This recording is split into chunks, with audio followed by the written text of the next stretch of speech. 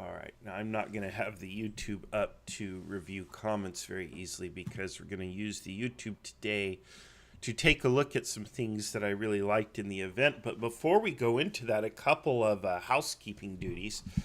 First of all, it looks like the Discord is really busy today. Unfortunately, they're not here for the main attraction. They're here for John's How to Win Napoleonic Battles. Look at all this. Oh my gosh, they're all hanging out there learning how to win a Napoleonic battle. I hope that's being recorded or someone is taking notes at least. Otherwise, well, you know, the easier way to do this is to look at my games and then do the opposite. That will tell you how not to win a Napoleonic battle, which, is the same thing as learning how to win, right? Don't do any of these things. I even thought about changing the show to talk about that very topic, but no, I'm going to go ahead and stick with the original today. Let's see here. Oh, here, look, we have some friends here. Oh, well, yeah, not Desert Fox. He just bounced out. Definitely As soon as not. he realized what it was, he ran away. He's like, I'm out of here. I'm gone. All right. So, other housekeeping. First of all, I'm going to drink some coffee here because I got some coffee. You folks may know, because I assume many of you are going to watch this later. I'm going to just blow up my little thing here. I had a summit meeting with Lord Achilles here, really the elite administration of the International Kriegsspiel Society.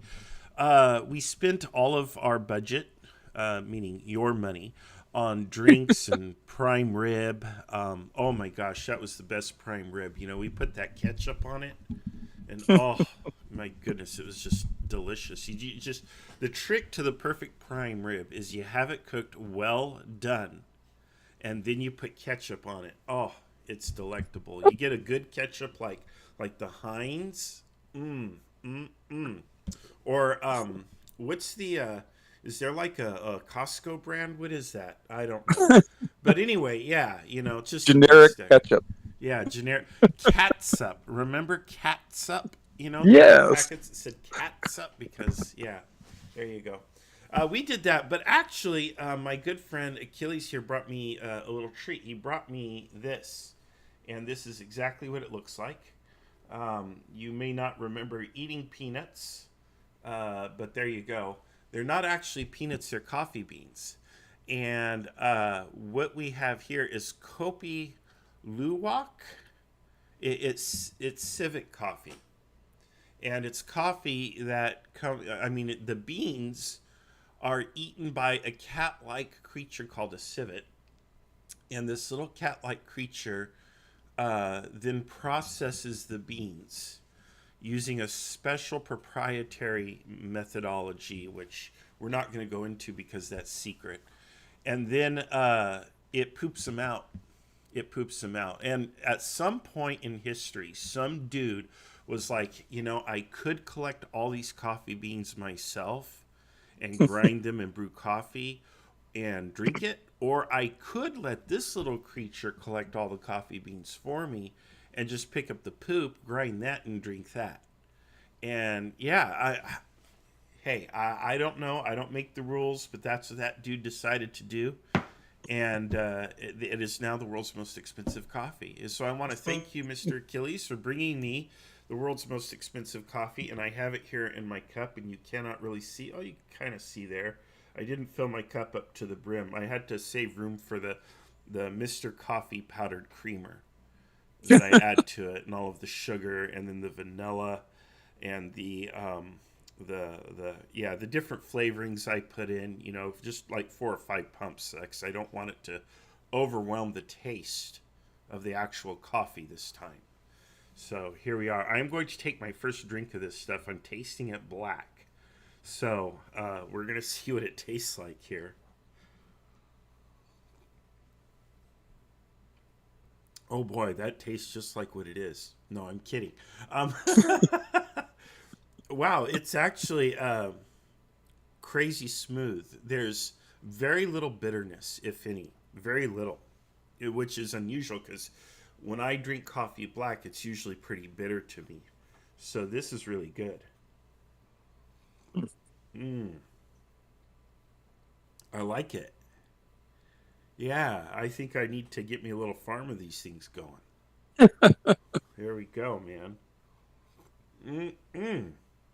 That is delicious. Thank you. You're welcome. I have not had coffee like this before. I can promise you that. Mm-hmm. Yeah, I know. I have not. I have not had poop coffee before, and I've got to tell you, poop coffee is crazy delicious. And now I'm questioning all of my life's choices and preconceived notions. So there you go. All right, let's get me off the screen here because I am not why you're here, but because Achilles, brought me this coffee. I thought the least I could do was enjoy this gift with him on camera. And of course, I wanted to record it because it's not every day you drink this kind of coffee. All right. I have a question for you. What screen are you actually on? Well, I'm on the screen on YouTube. I'm on YouTube right now, but you probably can't see it because I have to share my. Let me turn off the video, and then I have to share my screen. So let's do this, and it should be this one, and we're gonna go live there with that. So now you can see the screen rather than just what's on YouTube or whatever. So now you can see my screen. You can see what I'm looking at here. All right. You're sure that you're on YouTube? Because I pulled it up a minute ago and there was nothing there. So. Oh, goodness. I bet you it's set to private. And you know why? Because last time we were on private, when we recorded this stream, it was on private. I think Otto's going to have something to say to me. Okay, well, I'm in the YouTube Yes. now. All right. I have to say, I did see some. Well, there's the live stream itself. Let's go ahead and edit this real quick. And let's make sure it is not. Let's make sure that it's public. Oh my gosh.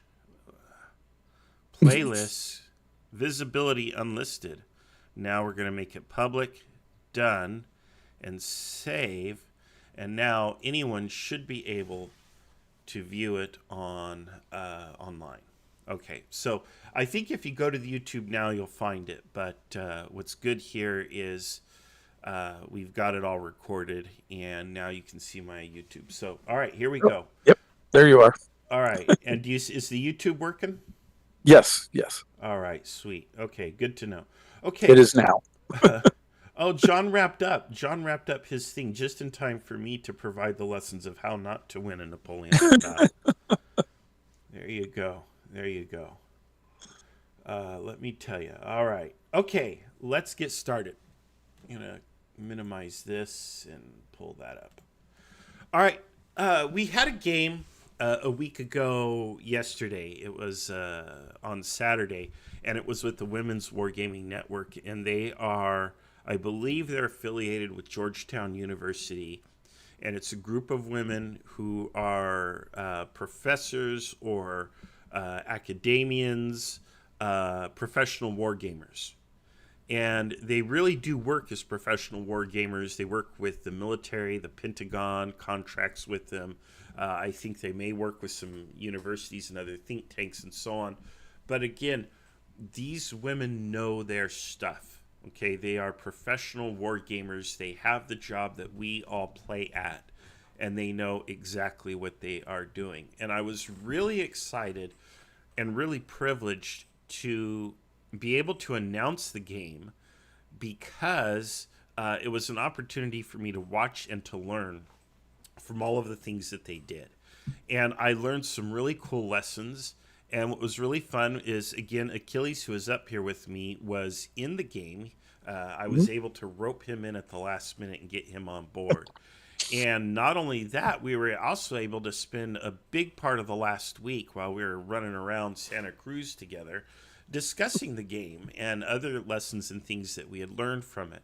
So I thought it would be a really cool idea to talk about this game and talk about the lessons that I felt that I learned from it. And maybe you folks can also take some things away, because not everybody has time to watch the whole live stream. And I don't want you to miss the most important things. So let me pull up on the Discord. If I go to the Women's Wargaming Network Discord, and those channels might also still be set to private. But if I go here to these, and let's see, I think it was this channel here. And let's see if she put her, yep, the briefing. All right, so one of the very first things that was done really, really well is their planning. Now, this is actually Jan's briefing that he wrote. And you see that he did it in the Ottovsky style, which is exactly a wonderful way to do things. It has everything. He followed Otto's model. And he's got the whole order of battle, and the assignments for the players are all right here, and so on. And I know that, let me see if there's Habsburg briefing here. If there's French planning.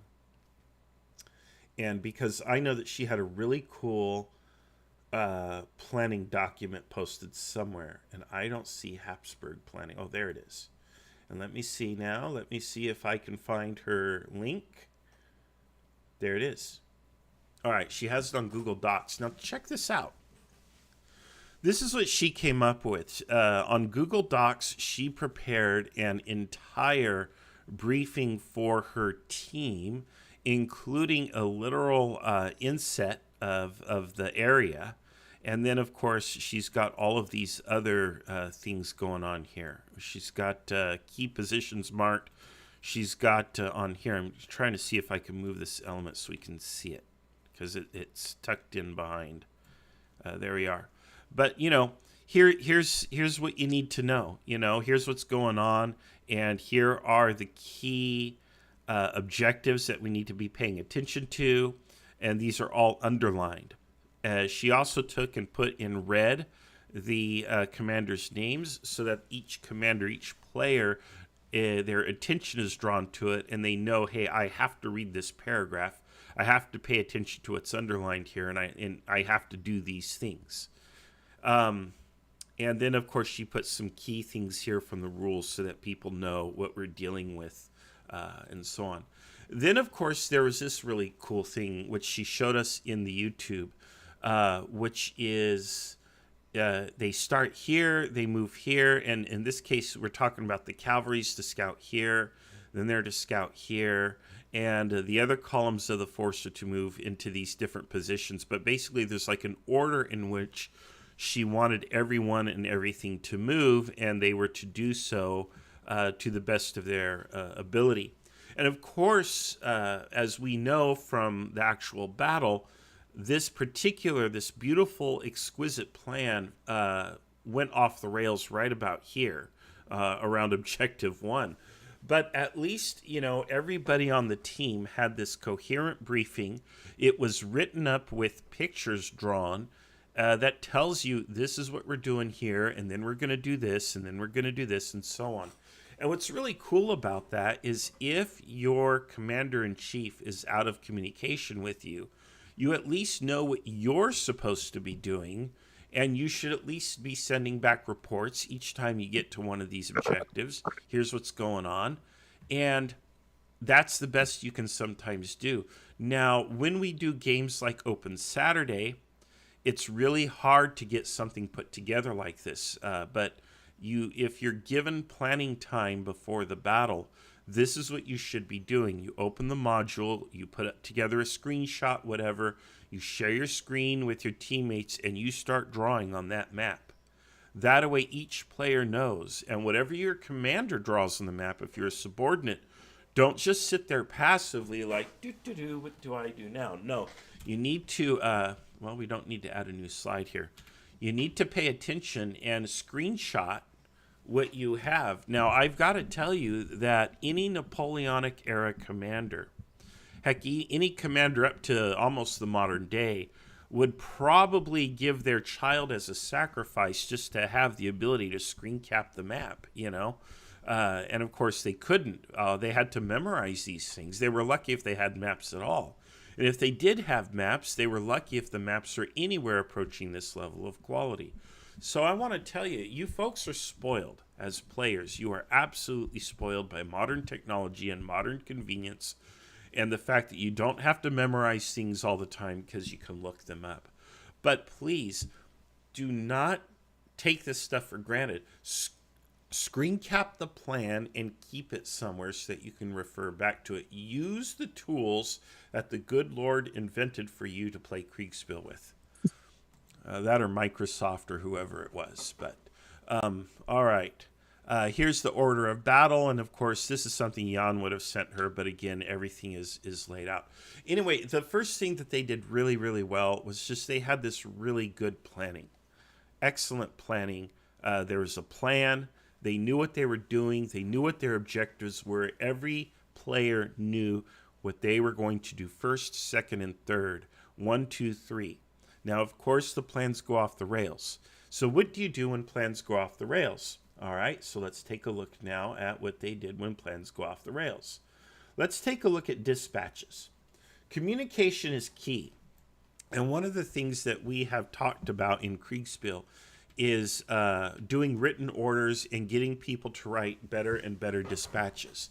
So I'm sure that I can go up here to any random Open Saturday dispatch. Let's just go here. And let's take a look at this. What do we have here? Assistant umpire so-and-so. Let's see. Oh, here's a dispatch. Okay, dispatch. 2 RP from Wilgo. Location in the middle east of the hills marching north. Okay, in the middle east of hills marching north. All right, so if I had a little more context, I might appreciate this or know a little bit more about what's going on. But this is just a position update. I don't know what east of the hills is, or are you east of the hills, or are you in the middle of the hills? I don't know what that means. You're marching north. Okay, that's clear. That's helpful, but it is not exactly the most clear dispatch. All right, let's pick on someone else real quick. Let's find another dispatch that, the average everyday Open Saturday dispatch. Let's see, 2 from location. This is pretty good. This is better. This is how I do mine. We've got a 2, a from, and a location. Of course, the location is not very clear. And then it says here 7:45, so you need to have the time. The fortress has an entire brigade manning it, 3 to 4 infantry battalions, 1 artillery battery. I'm taking fire going east. Take the other road. What other road? But the other road. I'll be out of range by then. Raise high the blue flags. General will go. Okay, so this is an acceptable dispatch. This one is reasonable. It ain't horrible. It could maybe be a little better, but this is what I do. This is at least a solid C if we were using the American grading system of A, B, C, D, F. This is a C. This is solid average dispatch. And this is what most of you do. Most of you guys are doing dispatches like this, and you're doing it. And I need to be fair and come back here. I see that they've got these little lines there. This dispatch here did have the message. This was the location, and if I had bothered to read, so I can be fair here. But at the same time, let's take a look at what the Women's Wargaming Network was doing. Let's take a look at what their dispatches look like. Boom. All right, so here's a dispatch sent to. Okay, here's the location, south of Volta, south of Felice. Okay, and there's no question where that is on the map. Are you guys able to see the Discord screen? Let me check here. Let me see. I want to make sure that you guys are seeing what I'm seeing. Anyone there? Achilles, you there? Yeah, I'm here. Do you see Discord on my screen? Nick, dispatch 2. You see that? No, what I see is the map, the first map that you pulled up. Wow, you would think I had never done this before, right? Let me pull this out. I want to be sharing the screen where I'm showing you. Do I have to change windows? I guess so. Let's go there, but then I want to go here and show you these dispatches. All right, now you're seeing the correct dispatch. All right. See, I've got a little inset screen. It was showing me the map, but I was going over some of the dispatches from some of the blue channels up above, and showing you guys how those dispatches are just kind of average, and this is what we typically do. Now let's take a look at a dispatch that's done pretty well. Dispatch 2, current location, and the time is right there. And then message is clearly indicated that this is the message. Dragoon has routed the 10th Regiment withdrawing to high ground and town of Volta, so I know exactly where this person is going. Baggage and cannons lost. Okay. Request relief. Enemy south of our position is 20th Dragoons, 24th Chasseurs, and 7th Hussars. And then, of course, you have who it's from. Okay. And so you have this. And then you have here from Say, who is the commander-in-chief, giving a situation report. And they are giving you all of these things here. Okay. Then there is a request line. And it's very clear what this commander wants. Any available artillery to hit the front of the French infantry line, and so on. And then warning, potential for another avenue of attack, blah, blah, blah. So there's these warnings and things in here that we do not do. We do not clearly indicate what the situation is. We are not making clear what our requests are, and we are not warning other players of other things. And these could be anything, you're not always going to have a request or a warning. It might just be a sit-ret or, a situation report or something else. But it's very important that, if there's something you need the player to pay attention to, that you go ahead and, bold it or cap it or whatever and let players know, hey, this is really important. Here I know this is what this person is asking for. And if I can deliver this, I'm going to try to deliver it. There's no guessing here.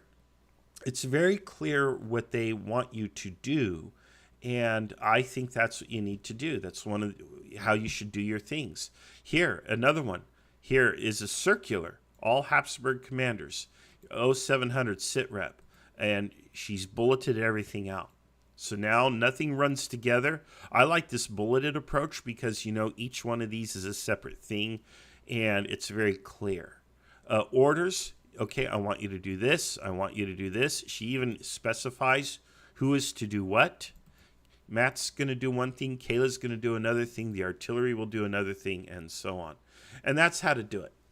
That's how to do it. That's how to send an order or how to write a dispatch. And that's where we should try to go. So try to be a little more clear in your dispatches. Go ahead and bullet things out. If you're communicating with another player, make sure you're precise with where you are. Be very precise with locations. Where are you? Where is the enemy? Where do you want someone else to be? Where are you going? Where are they going? Whatever that may be, you want to be as precise as possible. So that's really important. Okay, let's take a look at some other things that imagine how many imagine how many dispatch writers you have to send out to send a circular to every commander. Well, yeah, there's that. But, this is just the poor umpire. But, yeah, you're right. I don't like circulars, but sometimes you have to do them. All right, let's take a look here at Achilles, since he wants to talk so much. Hey. He's like, hey, what's that for? Hey. Let's take a look here at something else that was done right during this game. Now, Achilles is not part of the Women's Wargaming Network, but he did do something really, dang it, really... I wouldn't mind being. Right. They're pretty good. They are. That is some good gaming in there. You did something right, and I'm just wondering, I don't know that you wrote this out, and I'm looking for your screenshot. I think this is it here. This is it here, and this is it. This is as close as we're going to get to it right here. Dispatch who it's to is your commander or whoever this person was to you. Overall Commander Messina. Okay. From Kilmaine, who is you. You give your time. You give your location east-northeast of Coretta, which is right here, and you are there. Enemy infantry column moving north just east of my position. Composition minimum 4 infantry formations, 1 artillery battery. Now, here's what you did really, really well. You gave a conditional order. Now, I do not like conditional orders because a lot of times players will say, well, go here and do this, but then if then do that, then otherwise, but then if, whatever, because they're trying to cover all the bases and think of every contingency. And what they end up doing is they end up giving these orders that really their brigade or their regimental or their company commanders, whatever the next lower levels would be doing. But they're trying to cover all the bases because they're afraid that in the space of a 15-minute turn, something is going to happen that's going to take them completely by surprise. Like, march forward, and if you see cavalry, go into square. And things like that. And they don't know that there's cavalry in the area or not, but they want to give these conditional orders because they don't want the umpire to hose them, if you will. And that's not what the umpires are trying to do. But the problem is a lot of times players abuse conditional orders. Here's a situation, though, where the conditional order was given correctly. Here's Achilles right here, and he has his cavalry with him. His cavalry is able to attack, and here's an enemy infantry column, and they are marching in column, and it is a very tempting target. So what he basically told the umpire was, if they continue to move, well, we're going to attack. It's a sweet, juicy target.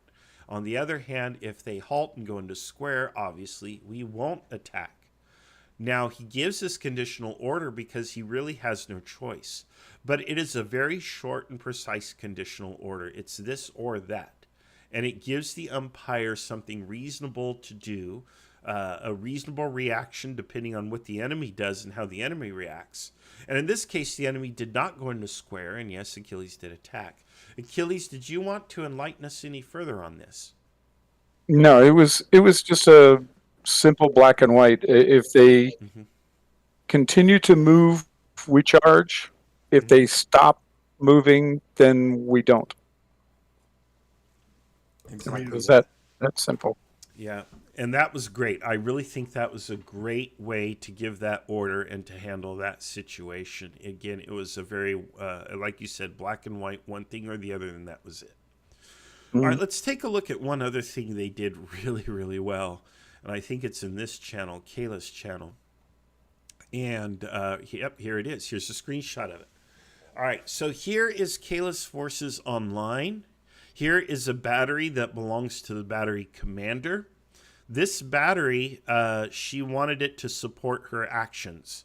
And there was some discussion in the game as to who controlled the battery. And I believe it was the commander, but the commander, of course, relinquished the battery to support her.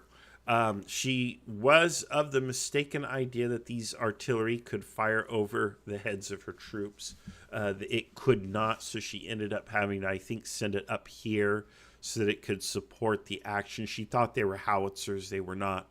But otherwise, she coordinated with her commander-in-chief to gain control of this critical element and put it in where it was needed.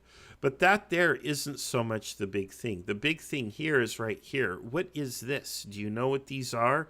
Nobody in the IKS can recognize this formation here. I could give you guys 5 or 6 guesses and you wouldn't guess it.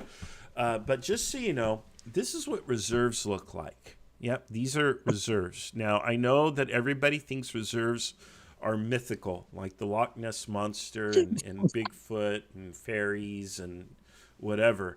But no, reserves are real. I've seen them with my own eyes, and this is a screenshot. I know it's kind of a fuzzy screenshot, like all those UFO photos they show to Congress, but I assure you that this is as good an image of what reserves look like as we can get. So this is reserves right here, folks. And the fact that they had reserves meant that when the French come smashing through, they had hope. They had something to cover the retreat. They had something to push forward, whatever it may be. This is not how we play generally in the IKS. Now, you may be sitting there saying, well, I keep reserves. Okay, well, that's great, but most of our players do not. Look, if you're You know, another thing I hear is, well, I only got 4 blocks. Well, 4 blocks, you put 2 online, 2 in reserve, or 3 online, 1 in reserve. If you only got 3 blocks, you put 2 online, 1 in reserve. You got 2 blocks, 1 online, 1 in reserve. But try to always keep a reserve, especially when you're on the defense, because if you do not have a reserve and the enemy does something you don't expect, if you're fully committed, how are you going to protect your flank? How are you going to refuse your flank? How are you going to plug a hole? How are you going to stage a rearguard action? Well, the answer is you're not. You're going to get captured. You're going to get routed. And if that's the lesson. But these are things that the Women's Wargaming Network did really, really, really well. And I am very proud of how they did. And it was really cool to see, the work that they did and the lessons that we pull from it. It's pretty clear that they didn't understand that the longest line wins. Right? They didn't understand that. They didn't understand that if you just ball all your forces together into one big ball of anger, you can basically plow through anything you want, and you just win automatically that way. So Yeah. there you have it. There you go. Well, that's all we have time for today. Let me take a quick look here at the Discord, Coffee, Kegs, and Kriegsspiel. There's a few of you guys here. I really hope that John's talk was recorded or captured or someone took notes. It would be really cool to have that information and to share that with everyone. Otherwise, that's all I have for today. I have some other stuff coming up today, so I've got to get going. But these are the things that the Women's Wargaming Network did really, really well. And I really think the rest of us would do well to learn some lessons from how they played. All right, that's all I have for now. So I want to thank you all for showing up, and I want to thank you, Achilles, for the coffee again. It's quite delicious. And we will see you guys on our next adventure. Bye for now. Thank you.